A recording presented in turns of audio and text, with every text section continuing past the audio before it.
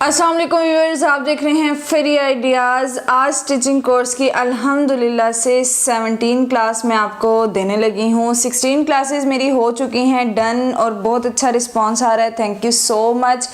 17 class में 17वीं class में आज हम ट्राउज़र में इलास्टिक डालने का तरीका मैं आपको बता रही हूँ, जो कि शलवार में भी वही यूज़ होगा और ट्राउज़र में भी वही यूज़ होता है। इलास्टिक एक ही मतलब इसी तरह इलास्टिक आप शलवार में भी डालते हैं, ट्राउज़र में भी डालते हैं। अभी आपको मैं ट्राउज़र का बेल्ट के साथ इलास्टिक डालना नहीं बता रही, ये जस्ट राउंड अबाउट इलास्टिक डालने का तरीका है ताकि आपको स्टार्ट में हर इजी चीज़ का पता चल सके। बाद में चल के इंशाल्लाह हम मुश्किल चीज़ों की तरफ भी जब जाएंगे तो आपके लिए वो फिर आसान होंगी। अभी जो हमने इलास्टिक डालनी है, जैसे कि ये ट्राउज़र मैंने मीडियम साइज़ पे स्टिच किया था। अब मीडियम साइज़ के लिए ये कन्फ्यूजन है आप लोगों के लिए कि भाई हमने इलास्टिक कितनी काटनी होती है।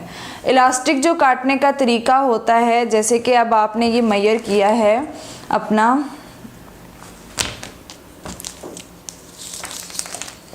ट्राउज़र को, आपने ऐसे मेजर करना है, इसमें इसको फ्रंट को मेजर नहीं करना, इसमें आपने सिर्फ सारा ही मेजर करना है। ये इसको सीधा करके ये बैक से जो बड़ा हिस्सा आ रहा है इसको सारा मेजर करके अब आप यहाँ पे ये देखें कि 26 और 26 का हाफ आ रहा है 13 इंच। इसी तरह ट्राउज़र में जिस भी बंदे की आप देखते हैं कि जिस ये टोटल कितना साइज़ आ रहा है वन साइड का, ऐसे इंच स्टेप रख के जितना भी साइज़ आ रहा है ना उसके लिए आपने निकालना है। अब मीडियम साइज़ ट्राउज़र के लिए 13 इंच की इलास्टिक ठीक है। अब 13 इंच आप ये मत समझिएगा कि वन साइड है, राउंड अबाउट 26 ही बनेगा ये, यानी कि हमने 13 इंच इसको साइज़ लेना है इलास्टिक का। आपने 13 इंच पे नहीं लेना, आपने लेना है 14 इंच पे, क्योंकि बीच में इलास्टिक को दरमियान से हमें सिलाई लगानी पड़ती है, इसलिए ये 13 इंच आया। 1 इंच आपने एक्स्ट्रा लेना है 14 इंच और आपने इस तरह से डबल करना है, यानी 14 को डबल करना है। अब उसके बाद तरीकाकार क्या है, जो कि बहुत आसान मैं आपको बता रही हूँ। वीडियो को पूरा ज़रूर देखें, जो न्यू हैं चैनल को सब्सक्राइब करें और लाइक करना मत भूलें। पुरानी मेरी जितनी भी क्लासेस जो हो चुकी हैं, पिछली क्लासेस सारी हो चुकी हैं, वो आपको स्क्रीन पे नज़र आ रहा होगा, डिस्क्रिप्शन पे लिंक है और प्लेलिस्ट इनकी अलग से, ताकि आप लोगों के लिए बहुत आसानी हो जाए कि आप 1 बाय 1 उनको देख सकें। अब आपने इलास्टिक को ट्राउज़र के साथ कैसे अटैच करना है, बहुत ही आसान तरीका मैं आपको बताती हूँ कि आपने पहले इलास्टिक को जोड़ लेना है, इसको राउंड में ऐसे जोड़ लेना है।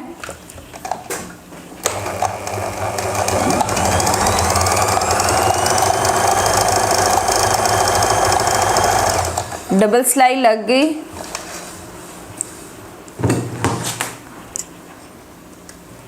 अब आपने करना ये है कि इस सिलाई को ऐसे करके यहाँ पे एक मिड कर लें, या तो इसको कट लगा लें या फिर आप इसको निशान लगा लें। इस तरह से इलास्टिक को मिड करके आपने एक निशान लगाना है। ये देखें, यहाँ पे मैंने दरमियान में एक निशान लगा लिया। इस निशान को करना ये है आपने कि जो आपकी ये आसन की सिलाई है, आपने जहाँ पे ये जॉइंट मतलब इलास्टिक को आपस में जोड़ा है, आपने जितना ये मतलब 2.5 इंच हमने इलास्टिक को अंदर की तरफ करना है, आपने इसको उस निशान पे रख कर, क्योंकि हमें इलास्टिक डालनी होती है इस तरह से करके, तो आपने इसको उस निशान पे रखना है और इसकी सिलाई एक लगानी है यहाँ पे।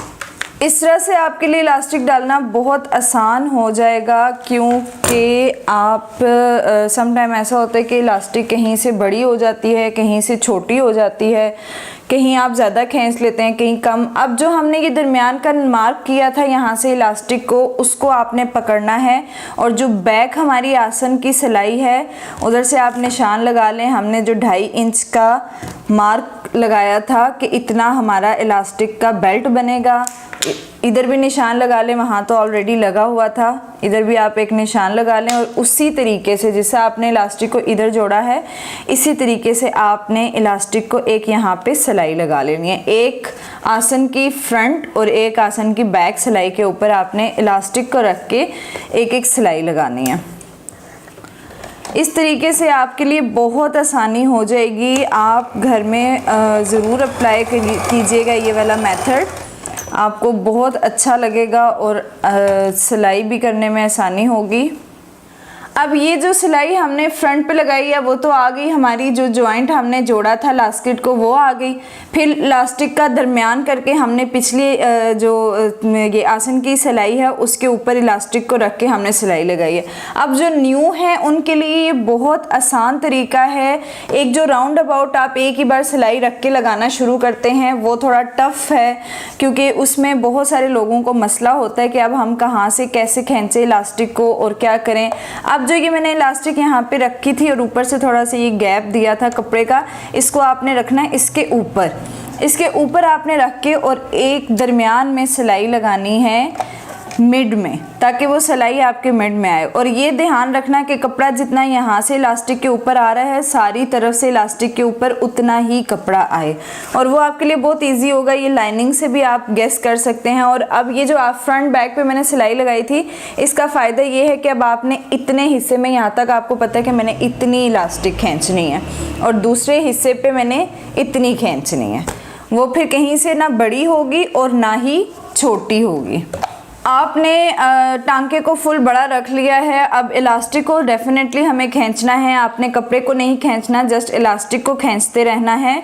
उसके लिए अब क्या है कि थोड़ा आइडिया के लिए अब बहुत ज़रूरत नहीं होती कि आप इतनी इलास्टिक को खींच लें, नहीं, थोड़ा सा आइडिया आपने ये रखना है कि जो मशीन का ये वाला पार्ट होता है इससे अगर आप पकड़ रहे हैं इलास्टिक को तो आपकी इलास्टिक कम से कम 4 इंच तक पीछे जानी चाहिए या 3 इंच तक, इससे ज़्यादा पीछे नहीं जानी चाहिए और इससे कम भी नहीं जानी चाहिए।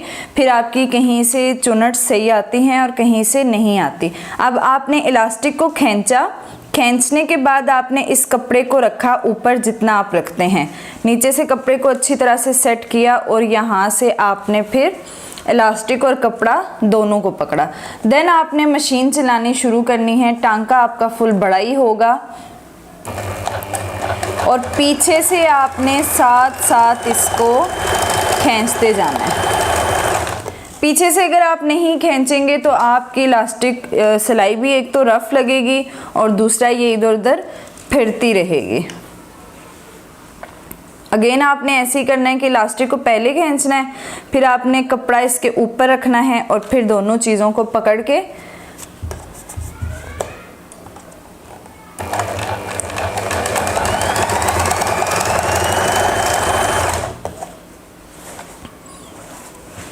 अब जब आप बैक वाले हिस्से पर आते हैं तो आपके लिए मसला होता है, क्योंकि यहाँ पे ये हमारा वैसे भी छोटा बड़ा है, यहाँ पर आके बहुत रेब आती है, उसकी आप लोगों ने टेंशन नहीं लेनी है।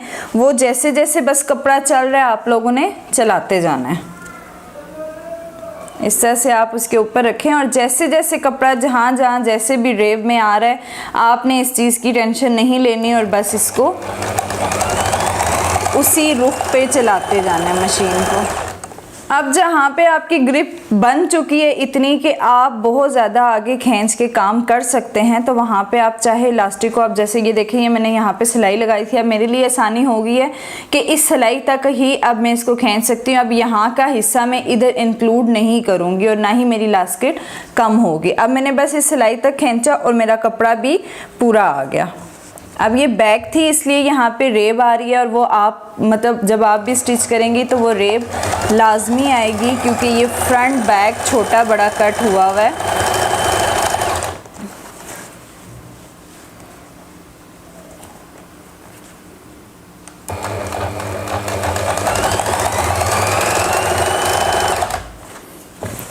अब जो बाकी का हिस्सा है वो हमने बाकी आधे हिस्से में कर लेना है कवर। इससे अब ये फ़ायदा हो गया कि हमारी इलास्टिक इक्वल आई है सारी तरफ। बाकी ट्राउज़र पे हाफ बेल्ट और हाफ इलास्टिक वो भी डलती है, आप शलवार पे भी वो डाल सकते हो, तो उसका भी तरीका इंशाल्लाह मैं बता दूंगी अपनी वीडियो में। वो भी बहुत आसान मेथड है।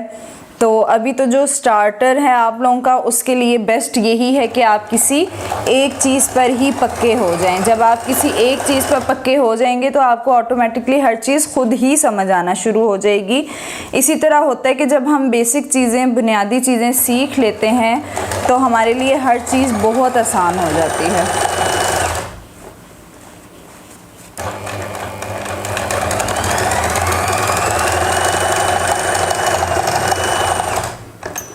एक सिलाई हमारी लग चुकी है। अब जब हमने इलास्टिक को बिल्कुल छुपा देना है, यानी इसको मज़ीद हमने जब राउंड करना है तो हमारा बेल्ट फ्रंट से बहुत नीट आ जाएगा। और ये फर्स्ट में जब ये एक सिलाई लगाते हैं तो इसकी वजह से आपकी नीटनेस आ जाती है बहुत अच्छी और आपको आसानी होती है। अगर आप डायरेक्ट ही इसको 2 दफ़ा फोल्ड करेंगे तो आपके लिए बहुत मुश्किल होगी। अब जो नेक्स्ट आपने सिलाई लगानी है वो यहाँ एंड पे लगानी है। अब उसका यही तरीका है कि आपने जिस तरह पहले इलास्टिक को खींचा है, आपको उसी तरह खींचना होगा। उसी तरह यानी ये इसके बल सीधे करते हुए आपने अपनी सिलाई को लगाना शुरू करना है। ये देखिए जी, इलास्टिक हमारी एक सिलाई ये हो चुकी है। एक हमने ये लगाई थी कि हमारी इलास्टिक की ग्रिप बनी रहे। अब ये फ्रंट से तो शो नहीं हो रही, इसलिए फ्रंट हमारी नीट आ गई है।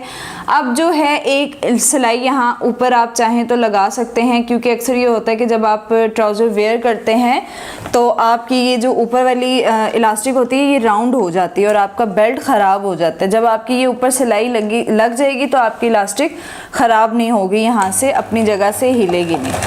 तो इंशाल्लाह ऐसे ही मेरी कोर्सेज़ के साथ आप जुड़े रहें तो आगे चल के इंशाल्लाह अब आपको बेस्ट जो है मज़ीद बेस्ट की तरफ लेकर जाना है। मज़ीद अच्छी कटिंग्स, मज़ीद टिप्स कटिंग के हवाले से। ये तो बुनियादी चीज़ें थी, बुनियादी आपको पता है कि बहुत पहले से जो इस्तेमाल होने वाली, आजकल जो एडवांस दौर के लिहाज की जो कटिंग्स स्टिचिंग्स चल रही हैं वो भी इंशाल्लाह मैं आपको बताऊंगी। अभी तो मैंने जैसे एग्जांपल ले लें कि आर्म होल की मैंने आपको एक बहुत ही सिंपल और बहुत इजी कटिंग अभी बताई है, जो कि हर लड़की उस आर्म होल को कट करके उसको स्लीव्स ये शोल्डर के साथ, शर्ट के साथ इजीली जोड़ सकती है।